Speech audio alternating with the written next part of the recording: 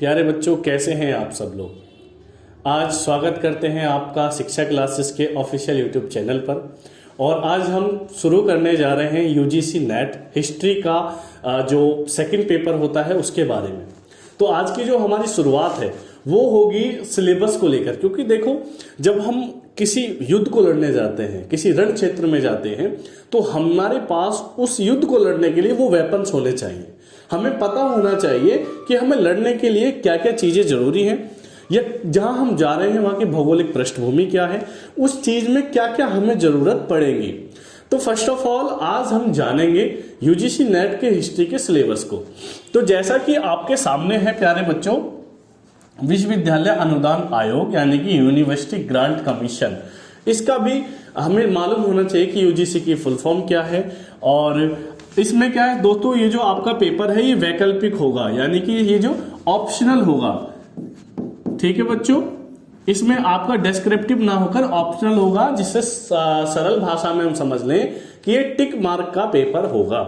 4 इसमें आपको ऑप्शन दिए जाएंगे, 4 विकल्प होंगे, उनमें से आपको एक चुनना है। ठीक है, हम आपको जो इतिहास पढ़ाएंगे वो बिल्कुल एक कहानी की तरह होगा, ताकि आपको आपके दिमाग में, आपके माइंड में एक विजुअल क्रिएट हो जाए। अगर हम आधुनिक भारत पढ़ रहे हैं तो आप अपने आप को ऐसे जोड़ें कि आप आधुनिक भारत के स्वतंत्रता संग्राम में भाग ले रहे हैं।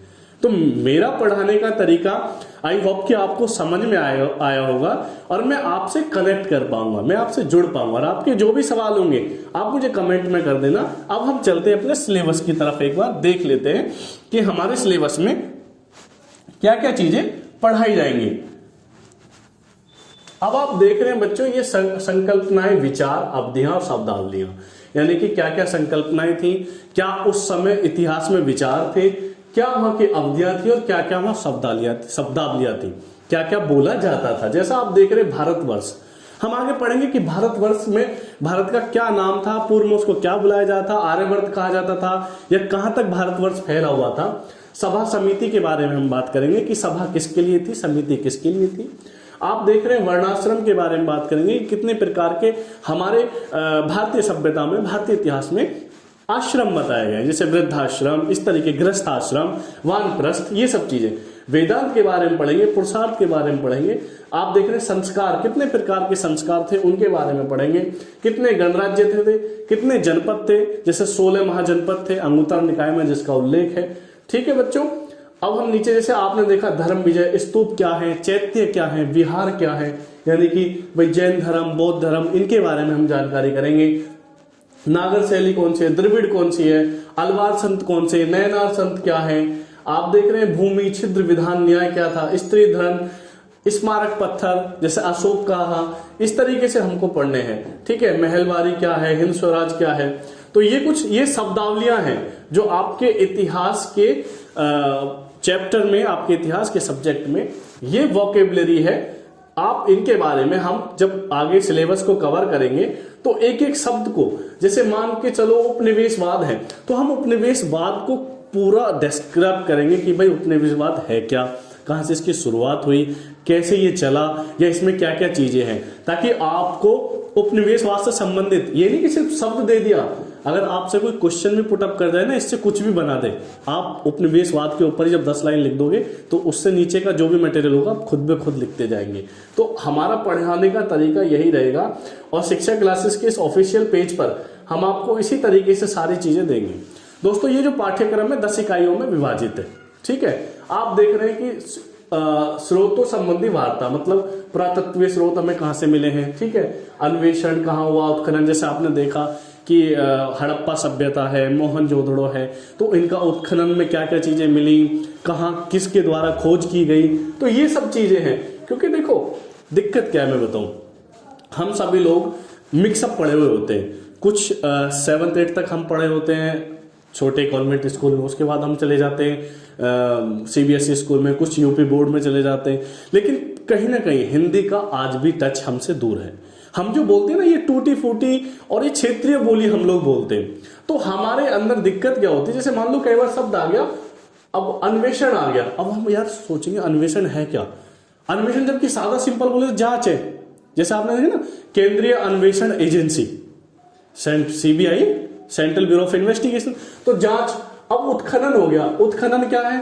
अब मान लो उत्खनन कहीं आ गया तो हम तो डर जाएंगे, यार उत्खनन बोल दिया इन्होंने तो पता नहीं क्या, सर तो क्या बात कर रहे हैं, उत्खनन ये कौन सी भाषा बोल रहे हैं। तो प्यारे बच्चों, उत्खनन का मतलब जैसे किसी चीज को जमीन से खोदकर हम निकालते हैं। तो इन सब चीजों के बारे में एक एक शब्द को देखो, हिंदी का एक एक शब्द हमें जानना है और हर शब्द का एक मर्म है, उसके बारे एक पूरा। अगर मैं सिंधु की बात करूं तो सिंधु अपने आप में एक किताब लिख देगा। तो इतिहास का मतलब होता है कि आपको अपने पुरानी चीजों को जानना, कि हमारा जो प्राचीन काल में कैसे हम थे, और इतिहास पढ़ने और पढ़ाने का औचित्य क्या है। आप सोच रहे होंगे कि यार हम टीचर बनेंगे या हम पुलिस में जाएंगे, मतलब हिस्ट्री सिर्फ आपको यूजीसी नेट ही नहीं, आपका यूपी टेट, सी टेट, आपका जीएस की कितनी जो भी हिस्ट्री से रिलेटेड है, जैसे मान लो सीजीएल है जिसमें भी हिस्ट्री आती है, हमारा जो ये लेक्चर होगा ये हम एक प्लेलिस्ट बना देंगे जिसकी लेक्चर 1 2 3 करके आएगा। तो आपको सारी चीजें पता लग जाएगी कि आप यदि इस लेक्चर को कंप्लीट कर लेते हैं तो आपको आई थिंक कि अन्य चीजों को पढ़ने की जरूरत नहीं पड़ेगी। तो प्यारे बच्चों, जैसे आपने देखा कि साम्राज्य का अंत, क्षेत्रीय ताकों तक उद्भव कौन कौन सा है, इंडो यूनानी आए, सुंग वंश हुआ, सतवाहन, कुषाण आए, पल्लव आए, शक आए, इन सब वंशों के बारे में पढ़ेंगे। उसके बाद गुप्त वंश के बारे में, हर्ष और उसका युग पढ़ेंगे। ठीक है बच्चों। उसके बाद हम क्षेत्रीय राजाओं का उद्भव, इकाई जो हमारी 3rd होगी, उसमें जैसे दक्षिण में राजा थे चोर, चेल, पांड्या, इनके बारे में पढ़ेंगे कि दक्षिण इतना समृद्ध कैसे हुआ, दक्षिण के राजाओं की क्या क्या क्वालिटी थी। आखिर आज भी अगर हम अन्य की उपेक्षा देखें तो दक्षिण आज भी भारत से ज्यादा, मतलब अन्य राज्यों से ज्यादा संपन्न है। उसका कारण कि दक्षिण में भू संपदाओं का अधिक होना, दक्षिण की तरफ जो उसके किनारे लगे हुए हैं वो समुद्र से लगे होने, वहां खनिज लवण का अधिक मात्रा में मिलना। तो आज भी दक्षिण हमारा समृद्ध है और प्राचीन काल में भी समृद्ध था। तो हम अपने इस जो लेक्चर होगा, आज हम सिर्फ साथियों यहाँ पर एक मोटा मोटा एक आइडिया ले रहे हैं कि हम लोग पढ़ेंगे किसके बारे में, हम किसके बारे में जानेंगे। तो आपको मैं शॉर्ट ही दे रहा हूं, बहुत मजा आने वाला है। आने वाले लेक्चर पूरे मतलब मजेदार होंगे और आप बहुत अच्छी तरीके से सारी चीजें समझ जाओगे। हम आगे पढ़ेंगे कि भाई उस समय का व्यापार कैसा था, कैसे ट्रेड था, सिटी कैसी थी, कैसे लोग बाग काम करते थे, क्या क्या वो कौन सी मुद्राएं प्रचलित थी, कौन से तरीके थे व्यापार के, वस्तु विनिमय प्रणाली थी या बट्टा था, तोल की इकाई क्या थी। आजकल तो बाट चल रहे 10-10 किलो के, तो उस समय क्या थे। तो जिज्ञासा तो होती है ना, तो बड़ी मजेदार तरीके से हम लोग पढ़ेंगे। समाज कैसा था, जैसे आजकल समाज है हमारा ओबीसी, एससी, एसटी जनरल, उस समय कैसा समाज था, कितने वर्ण थे, किस तरीके के लोग रहते थे, जीवन यापन करने के क्या क्या साधन थे। ठीक है, शिक्षा क्या थी उनकी, क्या शैक्षिक संस्थाएं थे, क्या आज की तरह सीसीएसई यूनिवर्सिटी थी, क्या आज की तरह गौतम बुद्ध विश्वविद्यालय था, क्या आज की तरह दिल्ली यूनिवर्सिटी थी। तो इस तरीके की हम बातें पढ़ेंगे। अरब के साथ हमारे संबंध कैसे थे, जैसे आज मोदी जी की नीति है लुक एट ईस्ट नीति, पश्चिम की तरफ देखो, पूर्व की तरफ देखो। तो हम उसके बारे में बात करेंगे कि हमारे पुराने राजा भी इतना ही अच्छा सोचते थे जो आज के लीडर हमारे सोचते हैं। ठीक है बच्चों।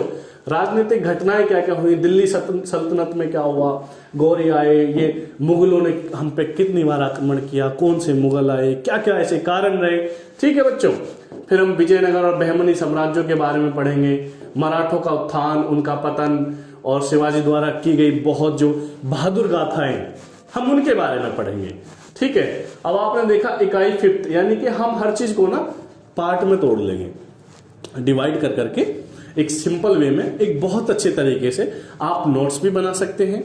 हम उसमें पीडीएफ भी लगा देंगे, टेलीग्राम चैनल पे शिक्षा क्लासेस का है, वहां जाकर आप हमसे कांटेक्ट कर लेंगे। नीचे हम नंबर मेंशन कर देंगे वीडियो के लास्ट में, या डिस्क्रिप्शन बॉक्स में आप जाकर देख सकते हैं, कभी भी कॉल कर सकते हैं, कोई भी डाउट है तो उस बात से आप बेफिक्र रहिए। दिल्ली सल्तनत के बारे में बात करेंगे कि मुगल शासन में क्या क्या उनकी पॉलिसीज थी, उद्योग कैसा था उस समय का, सूती, कपड़ा, हस्तशिल्प। ठीक है बच्चों। उसके बाद हम ये इकाई आपका 6, ठीक है, यूनिट 6 में हम पढ़ेंगे समाज, संस्कृति, सामाजिक संगठन, संरचना, भक्ति आंदोलन हुए थे, शैववाद क्या था, वैष्णववाद क्या है, शक्तिवाद क्या है, इन आंदोलनों के बारे में बात करेंगे हम लोग, उनके बारे में पढ़ेंगे। सिखों का आंदोलन हुआ था, मिसल क्या था, कौन सी मिसल मजबूत थी, महाराजा रणजीत सिंह किस मिसल के थे, मतलब जो एक मेन चीजें जो होती हैं हाईलाइट करके हर चीज़ को, तमाम किताबों का निचोड़ हम आपको अपने लेक्चर में देंगे, ताकि आपको एक आइडिया हो जाए और आप किसी भी क्वेश्चन को, देखो जो एग्जामिनर होता है उसको लगभग 25 वर्ष, 30 वर्ष, 40 वर्षों का अनुभव होता है। तो आपकी जो सोच है, आपको, आप पता है एग्जाम कब क्रैक करेंगे, जब आपको 22 वर्ष की उम्र में लगभग 40 वर्ष की आपकी सोचने का तरीका हो। और यही होता है सिंपल। आपने देखा कि कभी कभी जब आप किसी आईएएस या पीसीएस लेवल के या किसी प्रोफेसर को आप देखते, तो उसका बात करने का लहजा, किसी पॉइंट को अगर आप कै कबूतर कह रहे हैं तो उसके लिए वो कै कबूतर में कई सारी चीजें निकाल देगा। तो वो उसका एक्सपीरियंस है, वो उसने बिल्डअप किया है। और ये आप भी कर सकते हैं। वो लोग कोई एक्स्ट्रा चीजें नहीं पढ़ते, कोई कहीं से कुछ दवा या जड़ी बूटी नहीं खाते। वो लोग क्या करते हैं कि वो लोग अत्यधिक किताब पढ़ते हैं, अधिक से अधिक मात्रा में नॉलेज गेन करते हैं। नॉलेज क्या करती है, नॉलेज उनके अंदर एक तो शब्द बढ़ती है, शब्दों का भंडार हमें पढ़ने से आता है, ठीक है, और वो शब्द मिलके हमारे अंदर कॉन्फिडेंस बिल्डअप करते हैं। तो आपको दो चीजें करनी है, एक तो आपको पढ़ना है, पढ़ने के बाद आप खुद उस शब्द को जानना सीख जाएंगे, उसको मिलाना सीख जाएंगे, और तीसरा आपके अंदर जहां कॉन्फिडेंस आया तो आप किसी भी एग्जाम को क्रैक करने लायक हो जाएंगे। तो कोई बड़ी बात नहीं होगी, बेफिक्र रहो, हम हंसते खेलते मुस्कुराते हुए यूजीसी नेट को क्लियर करेंगे। आप बस हमारे साथ इन चीजों को पढ़ते रहें। अब इकाई 7 यूनिट 7, इसमें हम पढ़ेंगे मॉडर्न इंडिया के बारे में कि किस तरीके से ब्रिटिशर्स आए, उन्होंने भारत पे कैसे राज्य किया, क्या क्या चार्टर लाए, किस तरीके से उन्होंने जो मुगल थे जिनका राज था उनसे कैसे अनुकंपा प्राप्त करी, किस तरीके से उन्होंने भारत की जो समुद्री मार्ग था उस पर अपना एक अधिकार जमाया, किस तरीके से भारत के जो मसाले थे उनको इंग्लैंड भेजा, यहाँ के कपड़ों को, यहाँ के सूती कारखानों को किस तरीके से विदेशों में भेजा, किस तरीके से नील की खेती की गई। तो हम उस तमाम चीज़ों को पढ़ेंगे। 1857 का विद्रोह, जिसके ऊपर सबसे ज़्यादा क्वेश्चन आते हैं। प्यारे बच्चों, यह भारत का पहला, अगर हम इसे स्वतंत्रता संग्राम कहें तो कोई अतिशयोक्ति नहीं होगी, क्योंकि वाकई में इसमें पूर्ण हमारा जो भारत देश है, पूरा भारत देश, उसके तमाम संप्रदाय, तमाम धर्म और समुदाय, चाहे वो आदिवासी हो, भील, कोल, संथाल, उन लोगों ने इस आंदोलन में भाग लिया था। उन्होंने अपने प्राणों का बलिदान दिया था। तो हमारे इतिहासकारों ने, भारतीय इतिहासकारों ने इसको स्वतंत्र भारत का पहला संग्राम कहा है। तो हम उसके बारे में बात करेंगे, उनके बारे में हम लोग पढ़ेंगे, जो हमारे वीर महापुरुष हुए हैं, जो हमारे ऐसे लोग हुए हैं जिनकी बदौलत, जिन्होंने हमें आज़ादी दिलाई, जिनके बलिदानों पर, जिनके रक्त के बहने के बाद ये जो धरती है, जिस पर देश धरती माता को आज हम चूमते हैं, नमन करते हैं, सलाम करते हैं, प्रणाम करते हैं, जिनकी बदौलत आज हम खुले आसमान में सांस ले रहे हैं, उनकी गाथाओं को हम पढ़ेंगे, उनके बारे में हम लोग जानेंगे। इकाई आपका 8 में हम पढ़ेंगे कि उपनिवेशीय अर्थव्यवस्था, बदलती संरचना, व्यापार की मात्रा और दिशा कैसी थी, उद्योगों का हिरास कैसे हुआ, जो हमारे भारतीय उद्योग थे या जो विदेशी उद्योग थे उनमें क्या क्या रहा, शिल्पकारों की कैसे कैसे सामाजिक स्थितियां बदली। क्योंकि जब मुगल आए थे तो उनसे क्या था कि उन्होंने अपनी शैली को और हमारे यहाँ की शैली को मिक्सअप करके ही हमारे बहुत सारी चीज़ों को बनाया। जो हमारे पुराने मंदिर थे उनकी शैली बहुत अच्छी थी। तो जो शिल्पकार थे, जो पुराने लोग थे, उनको जब ये अंग्रेज आए तो उनको नुकसान हुआ, क्योंकि भाई अंग्रेजों को क्या मतलब आपके मंदिरों से, आपके मीनारों से, उनको तो सिर्फ अपने व्यवसाय से मतलब है, उनको अपने प्रॉफिट से मतलब है। आज भी फॉरेनर्स को आपसे कोई मतलब नहीं है, ना उनके यहाँ हमारे जैसे रिलेशंस हैं, ना उनके यहाँ हमारे जैसे संस्कार हैं। तो भारत, यदि बात करें एथिक्स वैल्यू में, तो आज भी भारत अन्य देशों से, विश्व के अन्य देशों से भारत सबसे ऊपर है। इसी कारण भारत को विश्व गुरु की संज्ञा दी गई है साथियों, और विश्व गुरु भारत है, था और रहेगा।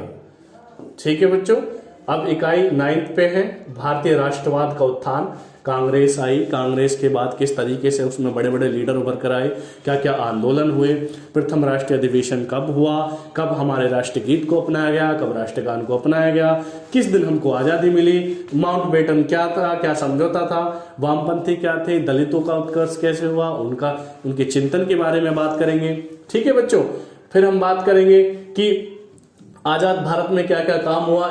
जो हमारा यूनिट 10 है उसमें इतिहास में वस्तुनिष्ठता और पूर्वाग्रह क्या क्या है, इतिहास और इसके साहित्य विज्ञान कौन कौन से हैं, इनके बीच में क्या सिमिलरिटी है। जैसे इतिहास विज्ञान कला विज्ञान और सामाजिक विज्ञान। ठीक है, तो इनके बीच में क्या क्या सिमिलरिटी है इनको डिस्क्राइब करेंगे। ठीक है, शोध कार्य प्रणाली क्या होती है, भारतीय इतिहास में आधुनिक प्रवृत्तियां क्या है। तो हम एक एक पॉइंट को पर्टिकुलर नोट्स के रूप में लेंगे और हम हर चीज को कवर अप करेंगे कि आने वाले टाइम में हम आसानी से इनको पढ़ सकें, समझ सकें, कि हमारा यूजीसी नेट में कोई भी क्वेश्चंस हमसे ना रह जाए। ठीक है, तो इतिहास में जैसे बहुत सारी साहित्यिक चोरी, बौद्धिक बेईमानी, वो इंटेलेक्चुअल होता है ना आजकल, एक जैसे मान लो आपने कॉपीराइट क्लेम भी होता है, कोई चीज आपने लिखी और उसको किसी ने कॉपी कर दिया, चुरा लिया, तो साहित्यिक चोरी हो गया आपका, बौद्धिक बेईमानी हो गया इतिहास लेखन की। ठीक है, पुनर्जागरण और इतिहास लेखन पर इसका क्या प्रभाव है, इतिहास लेखन के नकारात्मक तथा सकारात्मक समर्थक कौन कौन हुए हैं, कौन से थिंकर्स ऐसे हैं। तो हम पूरा एक एक पॉइंट को डिस्क्राइब करेंगे और आई होप कि आपको सारी चीजें समझ आ गई होंगी। आप पीडीएफ यदि चाहते हैं तो शिक्षा क्लासेस के टेलीग्राम चैनल से इसको डाउनलोड कर सकते हैं, वहां पर ये अवेलेबल है। और हम अब नेक्स्ट वीडियोज में पर्टिकुलर एक एक शब्दावली को, एक एक टॉपिक को डिस्क्राइब करेंगे, एक एक प्लेलिस्ट आपको पहुंचेगी। और शिक्षा क्लासेस को यदि आप नए हैं इस चैनल पर, यदि आप आ जाए हैं तो चैनल को सब्सक्राइब करें और ऐसे दोस्तों को, ऐसे फ्रेंड्स को उनको भेजें जो 2023 में यूजीसी नेट क्लियर करना चाहते हैं, 2023 में सीटेट क्लियर करना चाहते हैं, यूपी टेट क्लियर करना चाहते हैं, या अन्य गवर्नमेंट जॉब जिसमें हिस्ट्री का रोल रहता है। हम आपको पूरी वादा करते हैं कि आपको हिस्ट्री पढ़ा कर रहेंगे, आपको हिस्ट्री याद करा कर रहेंगे, आपको बहुत मजा आएगा, आप बहुत खुश होंगे और आपको अच्छा लगेगा। यहाँ तक वीडियो देखने के लिए बहुत बहुत धन्यवाद। Thank you so much.